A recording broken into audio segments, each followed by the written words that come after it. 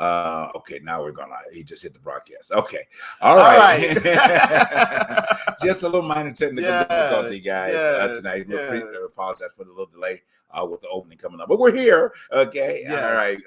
Just a little technical difficulty getting things in order. All right, we reached the beginning of the show. All right, Charles, you gonna run that beginning of that show again for us since we're live. You know, so that people knows who's coming on. We'll wait for you. Yeah, go ahead.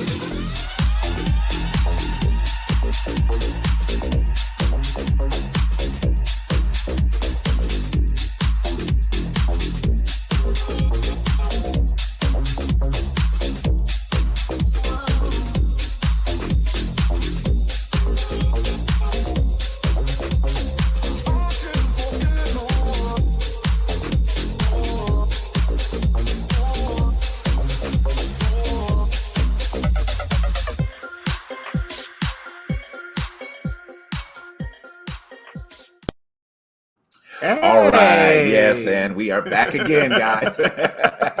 That's all right. Yes. Hey, this is a technical world, okay? Yes. And we make it happen technically as we can, all right?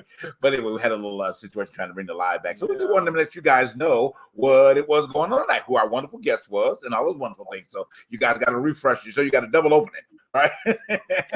Those just now watching what the exactly. Yeah. So you got a double opening tonight. Anyway, but anyway, moving on. So here again, how are you, my friend? I'm doing well. I'm so excited about this show as we are recognizing women of impact. Can't wait to hear from our guests, Deja and Nikki. They're gonna be sharing some powerful gems with us. But I'm here settling in. You probably hear an echo because I don't have any furniture in my house. Okay. We have no furniture. We went from a 1-bedroom apartment to a larger house, so we're getting there.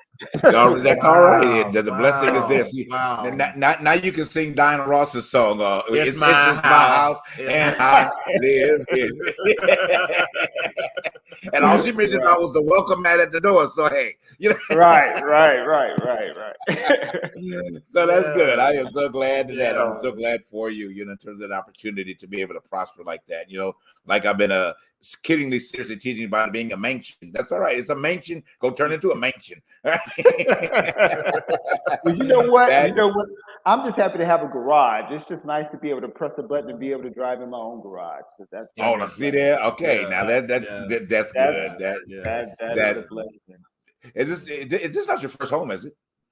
No. This is my first home after my financial storm. Okay. Well, hey, you know what? Hey, recovery. Hey, look, when they say rise from the, like they say, when you rise from the ashes like a phoenix. All right, brother, get them wings going. Do a little paddle bell for us. You know, definitely that. You know, I mean, truly rising from the ashes. Because I mean, you know, just celebrating. You know, I mean, you and your life. You know, I mean, because you look at the storm that you have weathered. You know what I mean? At the end of the day, and you know, kept a smiling. Put it aside. You put on a smiling face when it was necessary. Behind closed doors, sometimes you probably cry. A lot. I cried a lot. You know, you and I met on set crying. So you know, hey. Right. So you know, but through those tears, I mean, I think the victory side does come in, and and make life much more bearable for us, and we can truly speak to that. I know that I can. I know that we can, because of what you go through. I mean, at the end of the day, I was having a conversation with our dear brother of ours, and just to mention, he's in a big storm right now. I mean, probably the biggest storm of his life. And we were discussing this earlier, is that everybody processes their storm differently. I mean, at the end of the day, and you come in, some of us over spiritualize it. Some of us blame God, some of us blame that other entity that we don't talk about on the show, I mean, as to the faults of their situation. But I think that when you accept where you are, you know what I'm saying, and accept where you are and the responsibility of where you are, no matter how there's always responsibility. Then the opportunity for you to be open for our Creator's great universe, and for that energy to come around you and be able to change the circumstances that are there for you.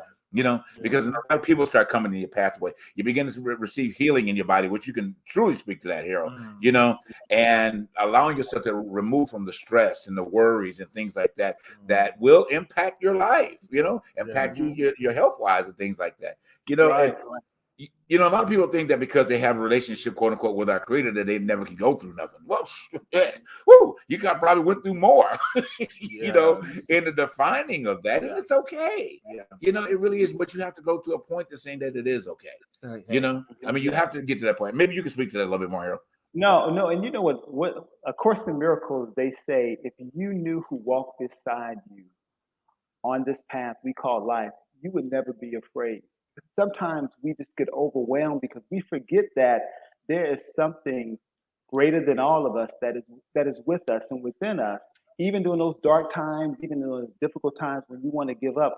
God, if you want to call him God, Spirit, whatever you want to call that Creator that created us all, is always with us. And sometimes, we all are going to go through dark periods. We all are going to go through ups and downs. That's life. If you look at a heart monitor, the way you know somebody is alive is the heart monitor is going up and down, and that's life. And sometimes you feel like when you're going through those down periods, sometimes it's you're afraid.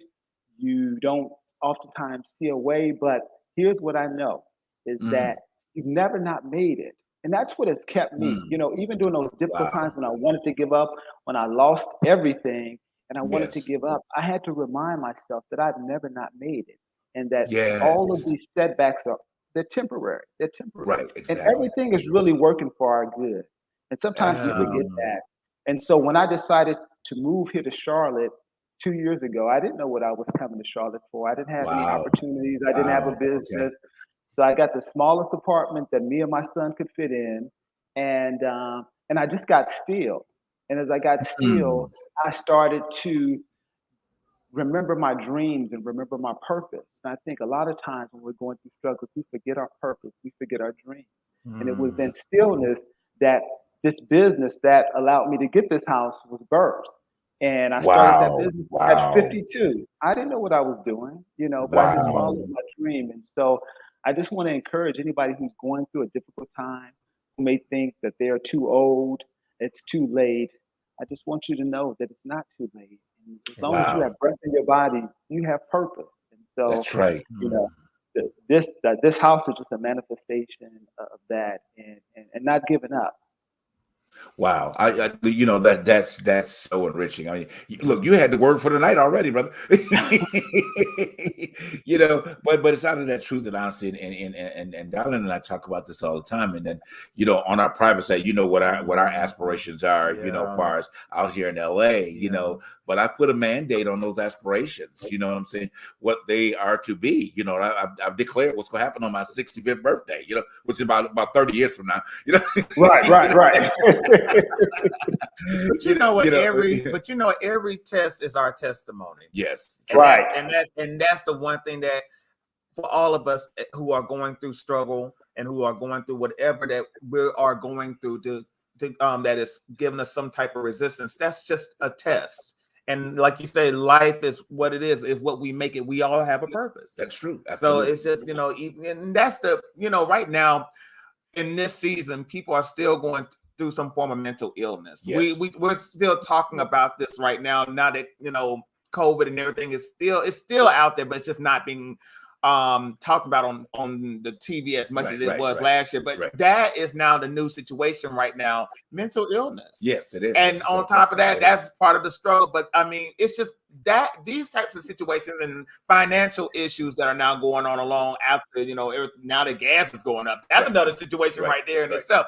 But these tests in these times are our testimony, and we have to remember that everybody's going through something. You're not by yourself in this world struggling. So you know what, Harold, you remind me that yes, we have a purpose, and we just got to keep focused towards that purpose. Amen. And thank God that you finally got that home right there. That's a testimony right there. and D, you're so right. Everybody is going through something, and we don't know. And that's why it's so important that we have compassion for one another. A lot of times I think we see people and we think that they're okay, and we could be quite judgmental, but you just never know what people are going through.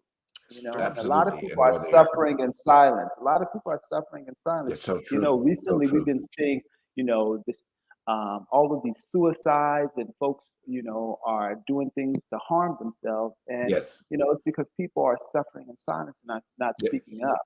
That's so true. That's so true. One quick before we go to break, I know you mentioned suffering in silence and mental situations, but I do want to mention about Jussie Smollett, and his situation, and has really, I think, struck the news. I mean, it's probably at this point in most communities overtaken the war that's going on, because there's so many people that are on the outside of what happened with him and his testimony and on this whole gamut, this whole fiasco that was created, whether he didn't create it, or whatever the case may be. The one thing for sure, if he was involved on that side of creating it, you have to look at either he was not accepted enough in his environment, so they had to draw more attention. I'm just there's throwing stuff out there, or it could be a number of reasons, and like you said, suffering in silence, the disappointment that him being a gay man in Hollywood, has a factor on why things have played out the way that it is, especially being a man of color, in that capacity. I mean, we can speak on that real quickly, if you want to, but I'm disappointed. I'm disappointed in the verdict, that happened to him. I think that if it would have been anybody else of another race, that the possibilities would have been different. At the end of that, I mean, we could go down the list. I know we don't have time to talk about it tonight, of those that gotten off, for various heinous reasons, at the end of the day. But I'm very disappointed as to how the judge came at him. Maybe a community service, if they felt community service, they felt like that. But to give him time, I don't know. But Harold, you can go to the point. I wasn't disappointed in the verdict at all. I was disappointed. Okay. I was disappointed in Jussie. I was really just disappointed in him because I think he represents, as I was watching him and watching this whole thing unfold, I just kept thinking Donald Trump. He reminds me of Donald Trump. Wow, good. Okay, I didn't think about that. Just refused to, there is no evidence to support his claim. There's nothing to support his claim. Just like Donald Trump. Donald Trump makes these egregious statements, and there's nothing to support his claim. So if there's no evidence, what are we talking about? But I was really disappointed in the fact that he really has had an opportunity to come clean. We've all lied. We've all made mistakes. And he has foregone the opportunity to be embraced and to be forgiven. We all need to Thank you for sharing that. Yes. And I think it was such a missed opportunity that he doubled down the way he did. And so the verdict, I'm cool with the verdict. I was just really disappointed in his behavior. Yeah. Okay. Got you. Yeah. You know what? To be honest with you, I was like you here. I was very disappointed in Josie. I really wanted a different outcome for his situation, because I didn't want him to go to jail for doing what he did. But if it was necessary, it was necessary, because I think, to be honest with you, in this moment, he was the example. But I feel like if we're now just pointing fingers, we are missing an opportunity within the community to now get a law together, and probably use him as the example, because and you don't want to go down the list, but historically there are people who have been making hoax 911 calls and using state and local, resources to make sure that they got what they needed out of the situation, even if it caused somebody to cost them their life. Right. I feel like at the end of the day, he needed this as a wake-up call, but we need this as a wake-up call too. And I feel like if it's good for the goose, it's good for the gander. If you can call 911 and do a prank on somebody or call for whatever crazy deranged reason you are calling for, and it's untrue, and it's not, and it has caused somebody any type of harm through police or through somebody else, I think everybody should go to jail for 150 days. Gotcha. There needs to be a Josie Smollett law, Gotcha. or whoever law. We need to campaign for that, because that in itself, if he can be the example, then I feel like there needs to be other examples nationwide with that same outcome. Gotcha. I totally agree with that. You know, we can pick this up and see what the ladies have when we bring them on. But real quick, we're going to go to a commercial, and we'll be right back. Okay. And then we'll introduce our beautiful, beautiful guest that we have tonight on the show. I can't wait. All right. We'll be back after this break.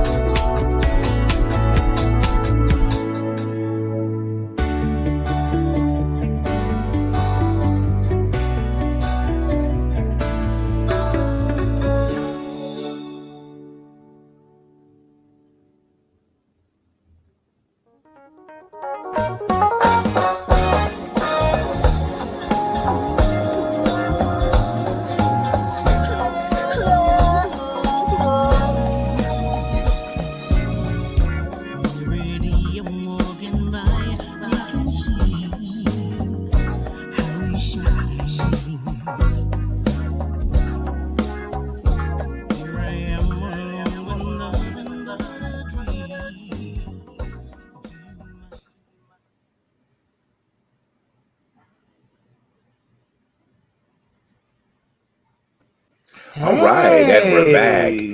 All right, thank you guys for tuning into The Truth Behind the Truth. Oh my gosh, this so far has been a powerful conversation. I'm sure our beautiful guest, after Dylan introduces us, these wonderful ladies, can probably chime in and see what they're feeling about what we were just talking about before we went to break. But go ahead, Dylan, and introduce our beautiful ladies. Well, everyone, I'm going to introduce two of these wonderful, inspirational people, these lovely servants of the community from Women of Impact. And yes, Women of Impact. First, I want to introduce Miss Deja Lynn Alvarez. She ran a historical race for the state representative in the 182 district in Pennsylvania House of Representatives. I would last want to introduce Miss Nikki Baxby. She has an extensive background and expertise in public health care, community, economic development, small business development, social services, delivery, community engagement. Also, she's also the founder of Humble Hearts, Inc. Wow. Perfect. But I also want to say, y'all, these two, my goodness, y'all are still, when I read through all of this, y'all are inspiring us to do more with the information that we got. I'm telling you. Now, if y'all would like to expand one at a time on more on your background, you can. Because I know let's not forget that they're the organizers of the Women's March. Yes. The two of the organizers. Let's give a hand clap for that. Exactly. Yes. Exactly. Yes. Well, let's start one by one here. Okay. You know, I'm going to start with Miss Nikki because I'm still in awe of this beautiful, beautiful garden. I mean, this beautiful blonde hair. Beautiful blonde hair. Okay. And I love the glasses. I'm telling you, it's such a, it's just such a flare of just youth and inspiration and light. You know what I mean? And just a great reflection of who you are. So, I mean, hey, thank you for wearing that tonight for the show. I appreciate it. You know, definitely looking fabulous. But tell us more about you, Nikki. Well, first, I want to thank you so much, gentlemen, for giving us this platform. Anywhere any women of color have a platform to just talk about their life and what we do every day is just a blessing for me. It brings value to not only you, gentlemen, but it brings value to us because women don't always have the platform to just be their authentic self, right? In so many forms, without being people telling them or saying we're supposed to be this or putting us in a framework. So I'll be 50 this year. So y'all got to help me when these hot flashes come. On, 50. No, come on, 50. It's the light. It's actually, I know my melanation look good, but I'll be 50 this year. Praise. Wow. Wow. Wait, Nikki, let me just tell you this, Nikki. You know what Maya Angelou said about the 50s? She said the 50s are everything you were meant to be. So life is just going to get better and better. You better come through here. Okay. I'm telling you. Okay. I'm 54. So I know. Take my glasses off, and I got bifocals for that one. Come on now. So I am a mother of 6 beautiful children, 5 which are adults. Thank God now that we got the 13-year-old act like he the only child. I am a wife of a person that I've been married to for almost 27 years. Wow, we've been together since we were 17. I think I put a chip in him after he gave me 3 kids so I can identify him. Okay. If he decided to go somewhere. He'd be like, babe, I think you're right. So I am a mom. I grew up very poor, in a single family home. Got really close to my dad, God rest his soul. He passed this last year. And I've just been on this path of wanting to change the trajectory of first myself. Being a mother, being pregnant at 17, a dropout, and all these things that they said I could not do because of these social determinants. Now they put all these labels on me, and I'm competitive, and I don't like you to put me in anything. I'm going to bust out of all of it, right? And I've just been on this path to want to change. But as I change and grow and morph to this person that I've been since I've been on this earth, I've also wanted to make sure I walk alongside of people who have walked in my shoes prior to this, who feel that they are not a voice, and just find myself around all kinds of people to help bring value to my life. Now, there are some folks that be around, you be like, I appreciate you. I'm going to keep y'all on 10 tiers and you on a 10 tier, but I got to keep the number 1 tiers close to me. Deja know about that because I can call my girl up, and we can do some things together. So I'm just on this journey of life, just wanting to do more and more for my community first, was close to me, and then bless those others who are around me. So I'm a business owner. I work for a corporation for 13 years. I will say this, I came through a welfare to work program. I love my story. We were on Medicaid just to get, insurance. Me and my husband worked, and they gave me an opportunity to manage this program. So I came in a welfare to work program, and I left as the director of state for the largest insurance company in the world.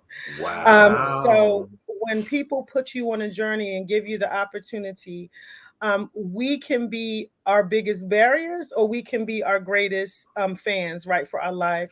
Exactly. So I just love working in the community. I love being a part of phenomenal movements. The Women's March is so still nostalgic, and I just don't know what to say with that. As we stood before 100,000 women, I think, and more every year, as we were able to talk about the things that we needed to talk about, as we had a platform of women from all over the world just talking about our lives and how we go through things. But the biggest thing is that we came together first as a group of women, and we were able to work out our own biases, right? We were able to walk through some very hard arguments, right? As women of color, me and Deja, we found ourselves trying to explain things. Our own communities did not want us to be in this march, right? Because they kept saying this is a white women's march. Why are you women of color marching? And like I tell my community of women, we have to be in platforms sometimes that we're not always asked to be in it. I don't need to be at anybody's table. Why? Because I put one on my back with some straps, and I bring an umbrella so I can move your table out the way because you never gave me room anywhere, and I kindly unfold it.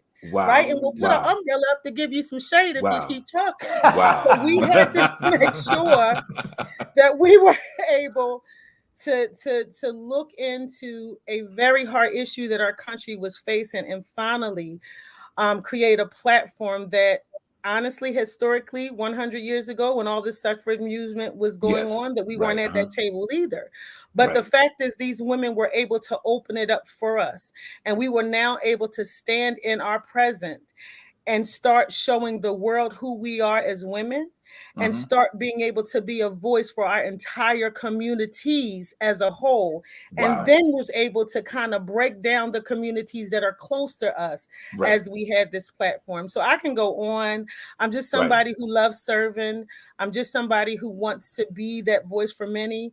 And I also want to be on a journey that I can see how much I could grow, how far I could push forward, how much I can be a help to others, and be able to also write my own story so that others can not only learn from it, but read from it as my story continues to unfold.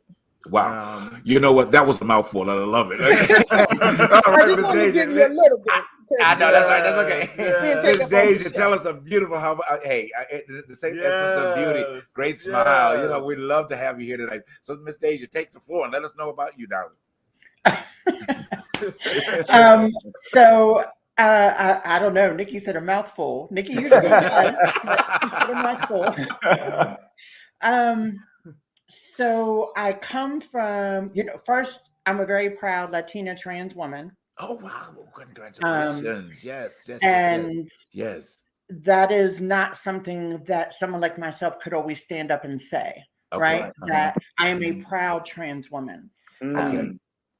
So my journey is, I come from a poor background. I come from a very, very abusive household. And when I, kind of ventured out onto my own so that I could become who I knew I was, I stepped into a world of, hate and bias and judgment and all of these things. And, all those years ago, when I stepped into being me, trans women were always put into one particular box. The only thing we were good for was sex work. Yes. That was literally the only thing we could do. And I'm very open about my story. And I say, listen, I have survived survival sex work. I have survived drugs. I have survived being homeless. I've survived being on the street. I've survived years of being abused by not only my father, but then by all of the government systems that are supposed to be support services for people because of their discrimination and bias, to now doing all of this stuff, being co-president of the Women's March on Philadelphia, to being the first trans woman to run for public office in the state of Pennsylvania. Wow. If elected, I will be the first Latina woman in the state house and the first trans person in the state house. And I will be the first trans Latina woman elected in the entire country. Wow. Come on, Deja. Yes. And, the thing is, it's not just that I survived these things. I came back and did the work. I did the work. I helped create change within all of those very systems that abused and neglected me and my trans siblings, my LGBTQ brothers and sisters, and, people of color. So I think people, like Nikki said, people like to put us in a box. And one of the things that I learned early on when I became an advocate and a voice for marginalized communities, it started off as a voice for trans people, and then recognizing very quickly that, wait a minute, we have a lot of commonalities. My Latina brothers and sisters are being discriminated against. My Black brothers and sisters and siblings are being discriminated against. There's other groups that are facing discrimination as well. So therefore, if I'm going to be a voice, then I need to be a voice for all marginalized communities. Absolutely. That's beautiful. That's beautiful. Making sure that we recognize that we have commonalities, right? Like, whatever your gender identity, whatever your sexual orientation, whatever your ethnicity, whatever your race, if you are someone that is marginalized, we should be focusing on what we have in common, the struggles that we share, instead of our differences. Because if we come together as one people, I say it all the time. We're no longer going to have to suffer the way that we do. I'm running a race right now. So during the pandemic, I started a food distribution program for undocumented immigrant people because they were the ones hardest hit. A lot of them pay taxes, but they don't qualify for any government services. So there was no unemployment.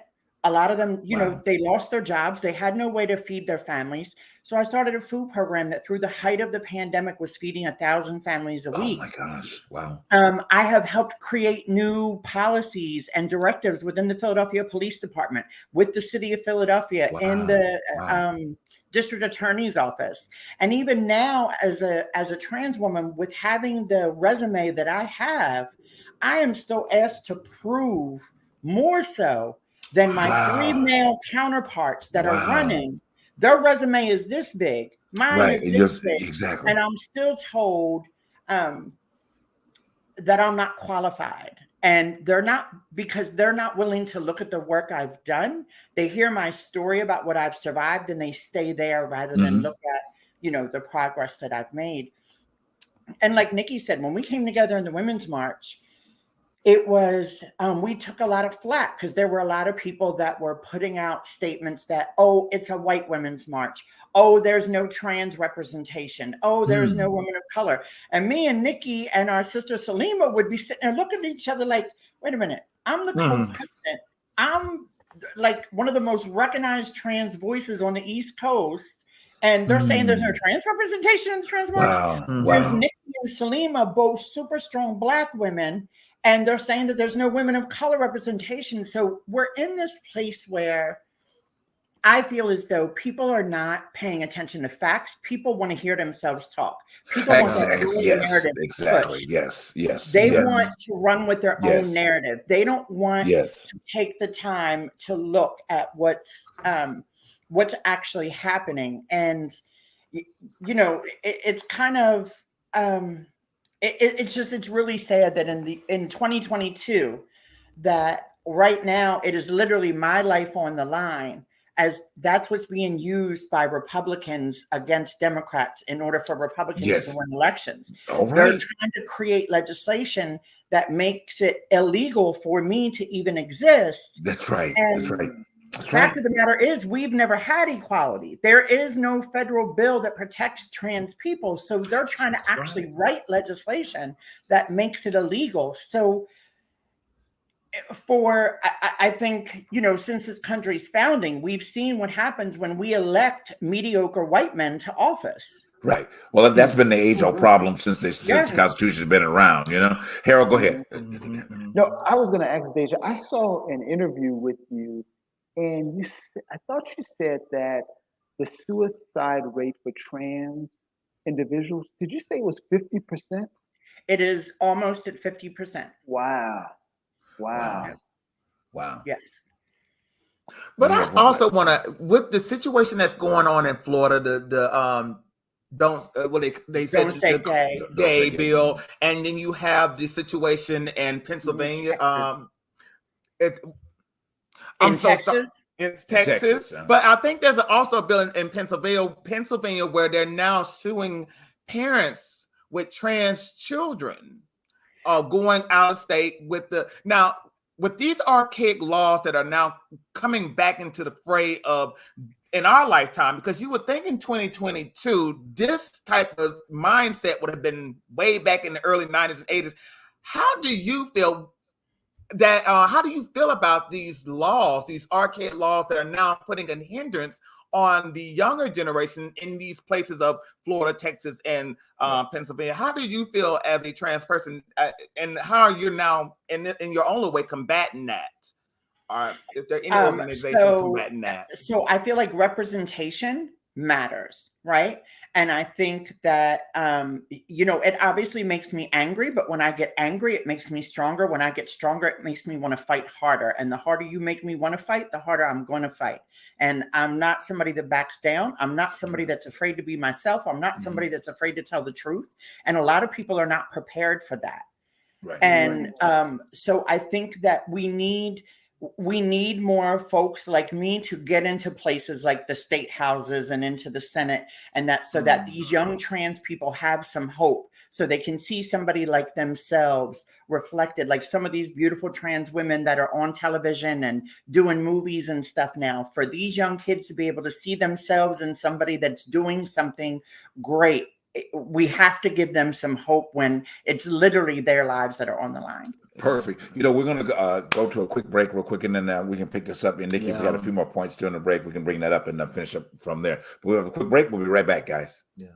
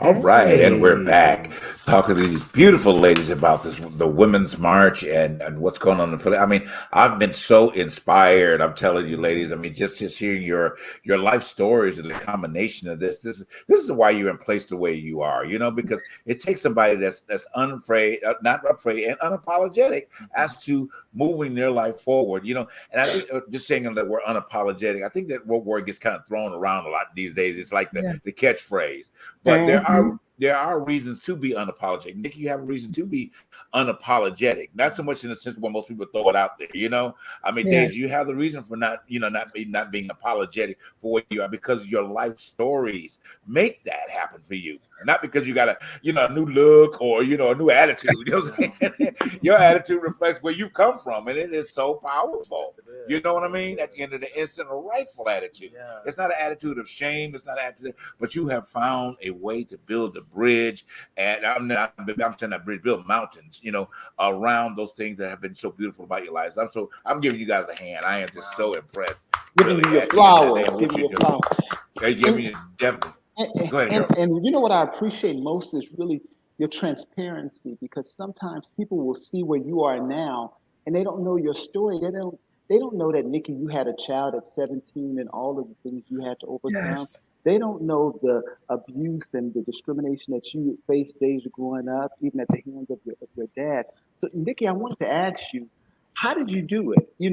Having a child at 17 to where you are, now. Yes. So it's funny because my daughter, who is 31 this year, is a filmmaker. Right. So she went to school for film and media. So I absolutely fell in love with this. So what I do now is, and me and Deja comes from the same space of healthcare, actually. I was in public health for about 13 years. And I left. Who starts a business in the middle of a pandemic? This Black woman. Me right? too. But the reason why I left and wanted to do this is because I worked on, just like we put on the Women's March, Deja, I put on a citywide baby shower. Who does that, right? We had about 1,000 pregnant women. Why? Because Black women die in pregnancy and lose their children 15% higher than other races. Wow. So I started falling in love with these disparities. Black men in Pennsylvania has the highest amputee rate. When Black men lose their limbs, right? Due to not only diabetes, but other diseases more than any other race. When my father left this earth, he had one leg and three fingers and one finger missing on the other side. Oh my gosh. Right. So this health disparities and things that go on, I kind of fell in love with trying to be an impact, trying to make sure that communities of color, not just Black women, but communities in color, I want to kind of help people, me losing weight, right? Starting with me first, understanding my history, that both my parents were in wheelchairs, so it's a lot that I found a love with in public healthcare. And two things the recession proves is politics and healthcare. So, neither one of them folks getting fired, right? Falling in love with it. And so I started working with, I work with the NFL Alumni Association, working with these gentlemen who are retired players, and they have a big thing around not just having golfing events, but they're working in the communities to help feed people, outfit homes, talk about health and wellness, working with the CDC and working with other providers just to be a mediator, a consultant that's a mediator between these big health systems, right, and the people that they serve, right? We know Philadelphia is the medical hub of the world, right? Yes. And being able to help these health systems, because data is one thing, but being in the very community, people are not healthy because of all these social determinants of health is the thing. They're not healthy because their bills are not getting paid. They don't have access to higher education. Right, that's true. They, they don't have proper food insecurity. It's not that they don't have food, but they're eating the wrong things. Right. So all these things kind of leaded me down to this path, is that I want to be a consultant, because they don't have a lot of consultants that have a healthcare background. And I wanted to be the mediator so that I can help my community and other communities come in a way that we can be culturally competent way before this diversity and inclusion everybody want to do that's been here, but nobody knew the value of it, right? Wow. Coming into houses where if you're in a certain Asian cultures, that even though a woman is pregnant, you have to talk to her husband, understanding how do we work around that, right? So it's just so many things that I started falling in love with. So my business is a consultant working in public health strategy. I also do public relations. I love getting people in front of, the television. It's a niche that I have.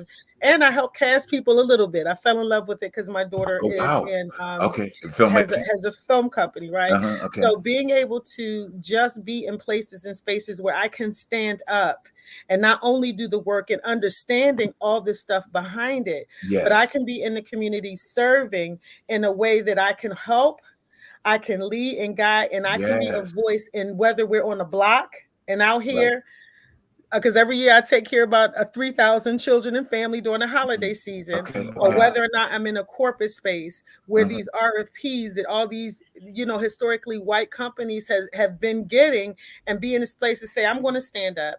I have the information and I have the solution, and now I'm going to lead and be able to help people in real time just where they are.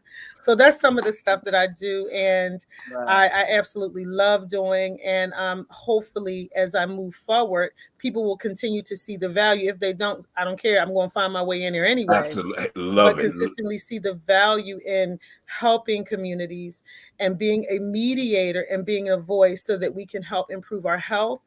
We can help improve development, right? We can help those, lower those social determinants of health. Another big social determinant of health in Philadelphia is we have the highest homicide rate in the country now, right? Really? So we are trying to help everything else, and yet our young people, Deja deal with it every day.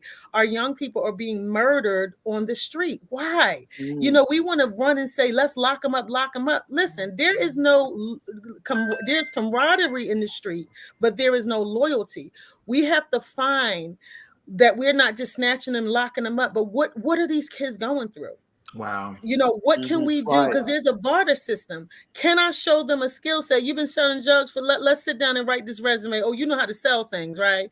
You are loyal to that corner. Let's take it and mold it and shape it in a way that, because all they want is consistency of love, to show up the same time in the same place. So I'm working with an organization like the Philadelphia Youth Network. We're about to build a $25 million site that's just not basketball, but it's STEM. Wow. It's development. It's teaching teaching young people how to be healthy and well mentally, physically, and emotionally. But these are the type of things that we work towards, me and Deja, every day, just to make sure that we're not shining. It's really not about us. At the end of the day, it's really not about all this, but it's about how much we can help and work towards changing the outcomes into trajectory of what society say disadvantaged communities are. Wow. Deja, could you speak to, I mean, just how the LGBT community and in that area and the support that they're seeing on it? Because I know there's a lot of issues with that, you know, on the street. Speaking of the homelessness and, you know, and those that are in transit, those that are not in transit, are just trying to find themselves. And I think the youth right now has it very hard, as to say, the coming out process and whatever. So can you speak to that for us? Sure. So I think that it goes back to like what Nikki was saying about those that are selling drugs or doing things. And I talked about it a little bit in the last segment. It comes down to hope, right? And I think one of the ways, we have to address what's going on right now with the murder rate, suicide rate amongst LGBTQ individuals, the homeless rates amongst everybody, but particularly LGBTQ individuals. Right. All of that is when people don't have hope. These kids that are growing up in these neighborhoods, the only way they see to get by is either on like, you know, you're part of the government system, or you see somebody else who's able to buy the sneakers, who's able to buy the clothes, who's able to feed themselves. They're a little flashy and how they're making money in this neighborhood. They don't have hope. They don't understand that there are things that they can do, ways that they can get into job programs, get into a union where, you know, they're going to make a good living. And all of these programs seem unavailable to a lot of people of color, to LGBTQ people, anybody that's facing, you know, that is facing being marginalized in our society. So, you know, the youth homeless rate, 40% of all youth that are homeless in this country are LGBTQ. 40% of that 40% are trans. And so these are children that their families have turned their back because they would rather, you know, attend a church than tend to their child. Yes. Oh, wow. Yes. They would rather, you know, years ago, I was in Baltimore and I was helping fight for the bathroom bill there and to build some support services for trans people. And so we did a conversation at this church, and these people said to me, they were like, listen, if my child is trans or gay, that's against what Jesus teaches me, and I can't have that in my home. And I said, well, here's what you can decide to do. You can make the choice whether you're going to go in and tuck your child in every night, or once your child is dead, you can tuck that Bible in every night. Right. Okay. Now, right. Pick one of two. Yes. Pick Beautiful. one of two. So you're going to have to find your comfort in this book that you're waving around as a weapon. And the other part that frustrates me about this is that it is waved around as a weapon, particularly at LGBTQ people, not just by white people. Right. It is religion and the Bible are utilized as a weapon against us by everybody across the board. And I think that some people forget that that same book was utilized as a weapon against people of color at one point in this country's history as well. Absolutely. But people aren't ready for that conversation. Well, you know, they know me on the show. You know, you open a can of worms with me with that one. But I'm gonna say that as a paper clip. I'm gonna let bring Parnell in for his questions he's got through with this show today, and we want to welcome him to the show. Our other wonderful co-host, Mr. Parnell Desmond. Woo! Oh, can we hear you? You there, Parnell? We can't hear you, Parnell. I think he's muted. I think you're muted. You're muted. We can't hear You're you. muted. We can't hear you. We can't hear you. There I go. There I go. Okay, there you go. Okay. All right, now we can hear you. Hi, everybody. Hey, ladies. I'm so sorry that I wasn't able to be here for the whole show to catch you guys and talk with you. But wow, the little bit that I was just listening, I know this was quite a powerful show. And I hope we get a chance to talk to you all again. And you know what? I wanted to ask you, Deja, you know, what has given you the courage to do what you're doing? Because I know it can't be easy, and you're really putting yourself out there. What has given you the courage to do what? So for years here in Philadelphia, we were targeted by the police. If police saw a trans person, we were a target, period. Mm-hmm. And we didn't have to be doing anything but walking down the street, going to a store, going to a bar, going to a restaurant. And I spent years getting my ass whooped, getting falsely arrested, getting, verbally assaulted constantly. And one night I just finally had enough and I wasn't taking it anymore. And I pushed back and I got into a confrontation with an officer. And then they, it turned into a whole thing. They took me down to the station. It was me and one of my best friends. And I was like, no, I'm not doing this. And so one of the sergeants there had known me for years and knew I wasn't a troublemaker. I wasn't somebody that was, so he got the officers talked down to just writing me a summons or whatever it was. And then if I signed it, they're like, if you sign this, you can go home. And I said, I'm not signing shit. Okay. And the next day I went to every press outlet I could find because I wanted to tell my story, because I knew that I was going to push back from this moment further and literally my life would be on the line. And so that's what I did. I went to, I got one press outlet to release the story, and then contacted an attorney, sued the city and the police department, and they came back with a financial settlement, which I declined. And I said, this is not about money. This is about changing the way things are done for myself and my trans siblings. Yes. And that's kind of when I found my voice. And I said, you know what? If I'm going to die, I'm going to die on this hill. If I'm going to die, I'm going to die standing up. If I'm going to die, I'm going to die on my terms. Yes. I am not going to live this way anymore. I'm not going to be trapped in a world where the only thing I can do is sex work. I'm not going to be trapped in a world where I can't walk from one bar to another safely, not only because of the danger I'm in from society, but the danger I'm in from the police department. Yes. Yes. And once I found my voice, that was it. I just kept on going with it, and I kept pushing back, and I lost that fear. I no longer have that fear. Even now, with being open about my story and having to show up in these places that nobody like me has ever really been in. But that's okay. Even with the Women's March, Nikki and I have seen some turmoil within the Women's March. Yes. The old president of the Women's March, because of who we are, who I am as a trans woman, as a Latina trans woman, who Nikki is as a Black woman, we don't take as much stuff as maybe some other folks do. Right. And so when we came into the Women's March, the old president of the Women's March was a bitch. I hope I'm allowed to curse. Right. Okay. Have at it, girl. You good. Have at it. Yes. She was a Karen before the word Karen really hit. Okay. And everybody was afraid to push back. And I said, who? No. Who are you talking to? No, we're not doing this. And so I got the other ladies together and I said, okay, here's what we do. We're a board. We put a vote and kick her butt out. And they were like, oh, no, we can't do that. I said, yes, we can. So I literally had to get everybody together, and then Nikki was on board, and then Salima was on board, and then we got the other ladies on board, and we took the vote and we kicked her off. And it was one of those things where you see when you've had a lived experience of being discriminated against and having to fight for every single thing you have. Yes. That is very different than people that haven't. And so you're not afraid to fight, and you won't just settle, and you won't just look the other direction when things are wrong.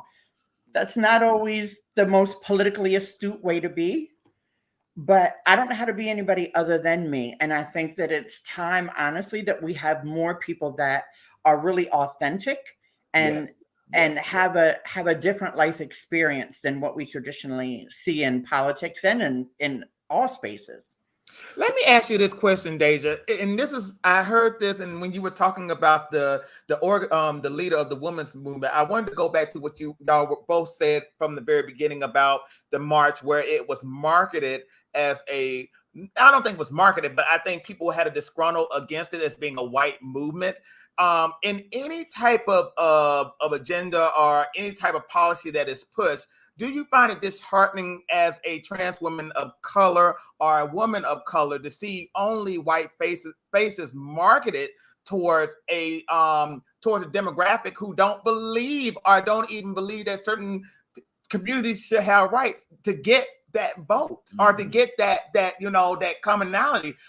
Do you find that very disheartening in any type of service that you have done, that it takes a white face to get those points across? Oh, absolutely. Absolutely. Even in politics, like I said, even in my race right now, and I'll probably get some kickback for saying this, but even in my race right now, the mediocre white guy is much more palatable than I am. Even though if you take a look at their body of work and my body of work, if you want to talk about who's done work for the communities, who's made change, who's been effective, there's no comparison. But people we still traditionally see, it's kind of subconsciously, ingrained in us to believe that a person has to come from a certain place and have a certain look in order to achieve certain things. Well, and I want to answer. I want to be a part of that question and answer too. So for me, it's disheartening, but it fuels me to keep moving forward, because Deja and I have to stand in places where the majority, as people say, I don't know, they better look at them senses again anyway. What's written on the books, they say, is the majority. Right. We have to take that burden. We have to walk in places and spaces that we're not welcome in order to pull, just like any people who are the first, right? Right. It is our responsibility, as hard it is to get up sometimes, as hard it is to get through all of the naysayers and the haters and the threats. It is our responsibility. It is our God-given gift. And it is our mission to stand in them places so that the people that are coming behind us don't have to stand alone. Like exactly. Right. So as disheartening as it is, we have to do it. Yeah, exactly. I agree. One thing that we're gonna bring it to a close, but yeah, I'm so beautiful that you guys have not found yourself to fall into the monetization of the being out there in the front. There's a conversation that we can start about the monetization that's going around in the news about the Black Lives Matter movement. At the end of the day, and it's beautiful that you guys have positioned yourself. No matter what the cost, I'm on the front line. And I love that about you guys. I love that about how you said it, Deja. I mean, just so proud from this end of the world, to hear that you have making the stands like that. Because, hey, politically, look, you got my vote, okay? If we could vote there, if we could vote in Philadelphia. If we could vote on the PA side, you got my vote. Nikki, I'm telling you, it's just good to hear this, and I'm so excited, about you guys' stories. I mean, I hate that the time is wrapping up. We can't really get into a whole lot of it. But this friendship, but you know what? This partnership, this friendship is revolutionary. Exactly. Because to be honest with you, when it boils down to trans women and cis women, there's always this talk. There's no commonality. That's true. This right here is a testimony. Yes, it is. And it needs to be pushed. It needs to be pushed. And another testimony I will say too is, Deja, I'm a woman of faith. You know what really, and I feel like I'm going to cry.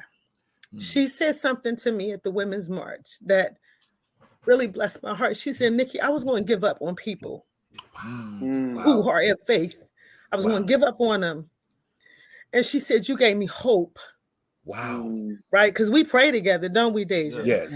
I got to talk Deja off of it. She's like, if it wasn't for Nikki, Nikki, you better get him, right? she know I love her, and I'd be like, Deja, come in. She'd be like, she always got to be trying to put stuff together. Always got to be the voice of reason. Can't even cuss the woman out because here come Nikki. Like, she does. When I came to her, one of the things that her fundraisers, she looked at me and she said, Nikki, you came. I said, Deja, why wouldn't I come? You know what I mean? So the love of God is this. Yes. That we love people just where they are. Yes. Right. Yes. So for me, if nothing else mattered, the fact that Deja said, you give me hope in the faith community. I'm done. I was like, okay, boo. That's it. And that's okay. Very, yes, that is very, very huge to be able to do that, from and bringing those entities together. Yes. I mean, you spoke so much on a biblical point, Deja, about things that we didn't have time to get into tonight because they know me. All right. And I will go there. He can go there. Yeah. All right. But I can't tonight. All right. But I do want to. But Nikki and Deja, we really want to thank you guys. Oh, absolutely. Absolutely. Thank you so much for your work and your service and just your courage. Thank you so much for your courage.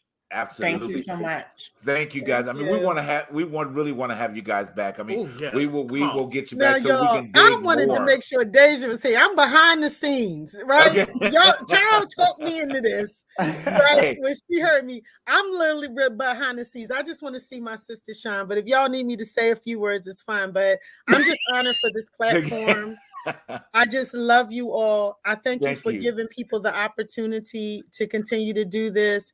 Thank God to all of y'all. I love the film industry. I really appreciate it. I was so honored to be in this place with you all as well. And I just want to thank you again for giving us this space. We didn't get in trouble. Thank you so much. Thank you guys. My sister Nikki is a woman of few words. Yes.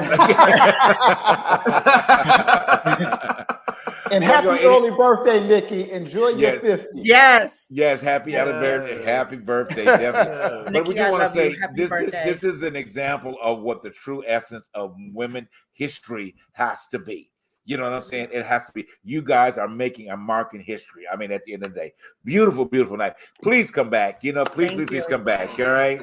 Oh my God. I'm so thrilled. I'm so thrilled. Yes. Have a powerful night, guys. Thank you so much for tuning into The Truth Behind the Truth tonight. It has been a powerful. We will continue this wonderful discussion next week with these powerful women in history. All right. Yes. Y'all have a great night. Thanks for tuning in. You too. Bye-bye. Bye-bye. Bye-bye.